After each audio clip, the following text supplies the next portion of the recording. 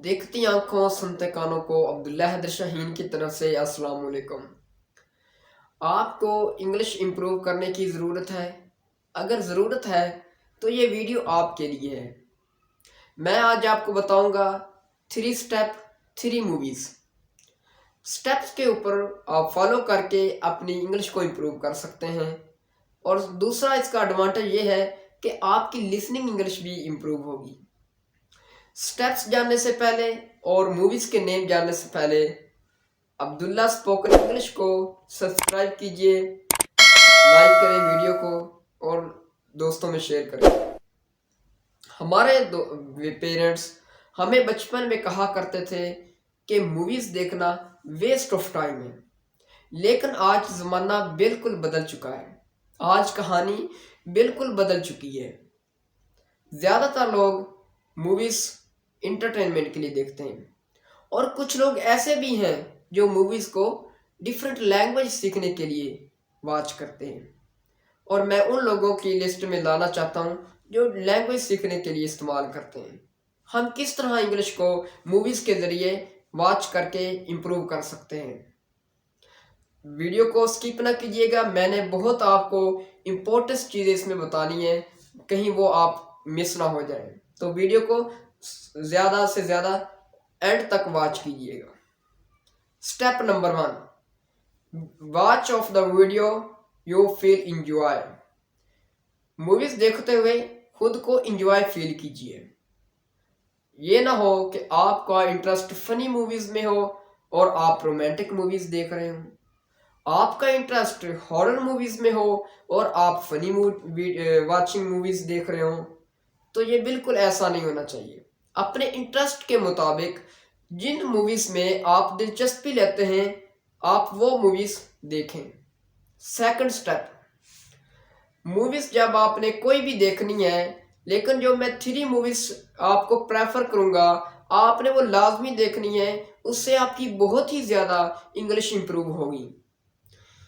आपने मूवीज देखते वक्त एक चीज़ का ज़रूर ख्याल रखना है कि सबसे पहले उसकी जो वॉइस होगी आपने उसको ट्रांसलेट उर्दू में नहीं करना है। आपने उसकी वॉइस को ट्रांसलेट हिंदी में नहीं करना है। वो जिस लैंग्वेज में हो, इंग्लिश में है तो इंग्लिश में ही रहने देना है।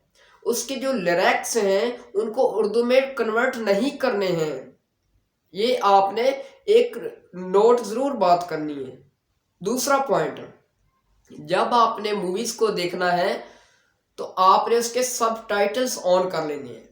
सबटाइटल्स होते हैं जब मूवीज देख रहे होते हैं तो नीचे इंग्लिश में लिखा आ रहा होता है कि ये बोल रहा है, ये बोल रहा है। आपने वो सबटाइटल्स ऑन कर लेने हैं। एक बार आपने पूरी मूवीज वॉच कर ली, उसके बाद आपने सबटाइटल्स को सुनना है, मूवीज नहीं देखनी। जो सबटाइटल चल रहे होंगे उनके ऊपर नजर रखनी है।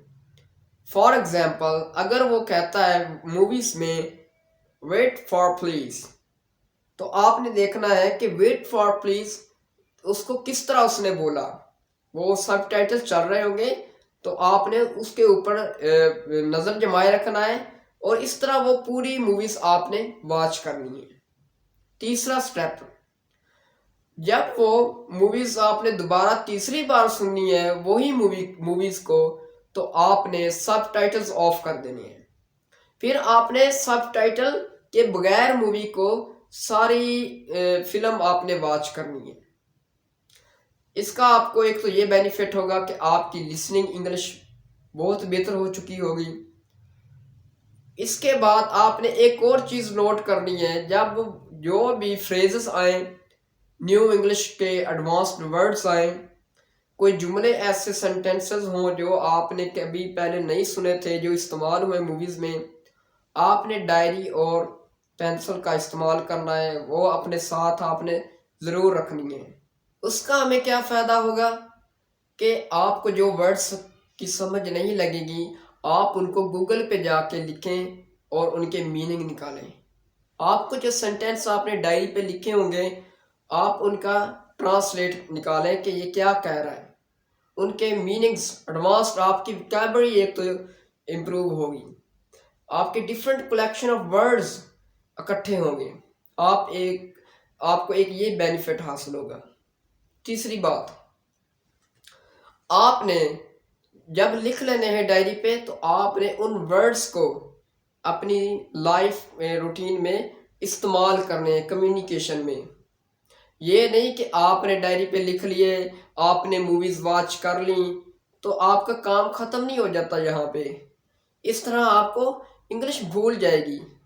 आप उसको इस्तेमाल करेंगे तो वो एक प्रैक्टिकल लाइफ में आ जाएगी चीज़ आपके, फिर वो आपको कभी नहीं भूलेगी चीज़ें जो आपने लिखी होंगी, जो आपने सुनी होंगी, जो आपने देखी होंगी।